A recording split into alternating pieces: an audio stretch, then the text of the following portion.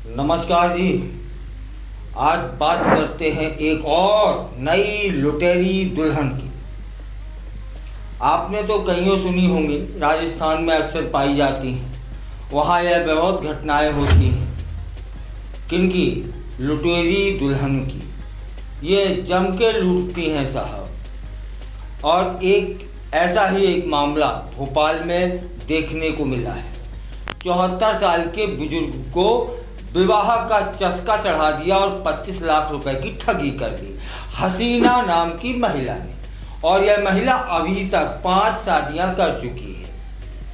इसको विस्तार से जानते हैं कि भोपाल के शांत मोहल्ले में एक बुजुर्ग की जिंदगी में आई एक नई शुरुआत। लेकिन कुछ ही हफ्तों में वो शुरुआत एक ऐसा धोखा बन गई जिसने उनके बुढ़ापे की जमीन तक खींच ली। वो सोच भी नहीं सकते थे कि जो औरत बुढ़ापे का सहारा बनकर आई थी वही उन्हें सड़क पर छोड़ देगी आकर। 74 साल के रफीक मियाँ को प्यार हुआ, अपनापन हुआ और हमसफर का सपना उन्हें दिखाया गया।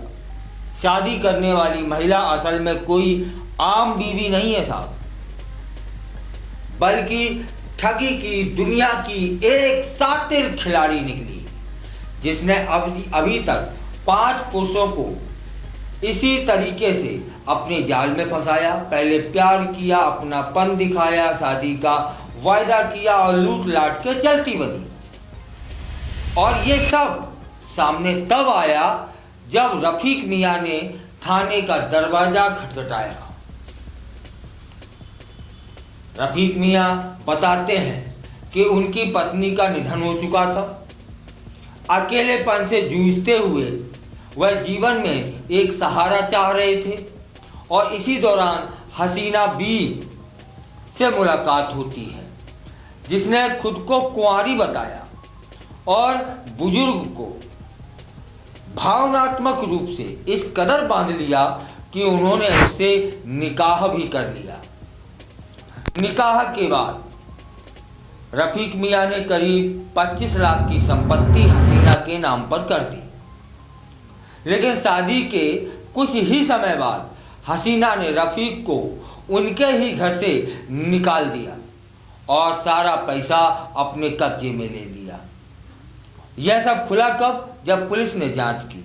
जांच में सामने आया कि 37 वर्षीय हसीना भी पिछले 18 वर्षों से अलग अलग पहचान और नामों का इस्तेमाल कर कई लोगों को निशाना बना चुकी है। उसका तरीका बड़ा शास्त्रीयाना होता है।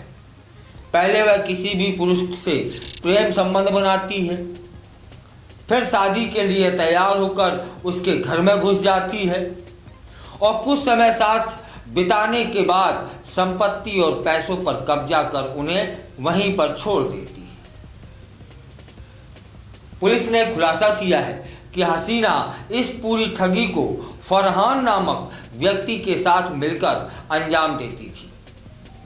शुरू में फरहान उसका साथी था, लेकिन बाद में हसीना ने उसे भी अपने जाल में फंसा लिया और उससे लगभग 6 लाख रुपए ठग लिए। पुलिस ने हसीना बी और फरहान दोनों को गिरफ्तार कर लिया है। उनसे पूछताछ जारी है। अनुमान है कि इनके खिलाफ अन्य जिलों में भी ठगी की शिकायतें सामने आ सकती हैं। यह मामला न केवल भावनात्मक है, आर्थिक भी जुड़ा है कि आर्थिक शोषण का यह मामला प्रतीक भी है, बल्कि यह भी दिखा रहा है कि किस तरह अकेलापन और विश्वास के नाम पर लोग ठगी का शिकार बन सकते हैं। पुलिस ने लोगों से अपील भी की है कि ऐसे मामलों में सतर्क रहें और किसी से भी गंभीर रिश्ते में जुड़ने से पहले उसकी पृष्ठभूमि की पूरी जांच जरूर कर लें। अन्यथा ये जो 74 साल के मियाँ साहब के साथ जो हुआ है वह किसी के साथ भी हो सकता है।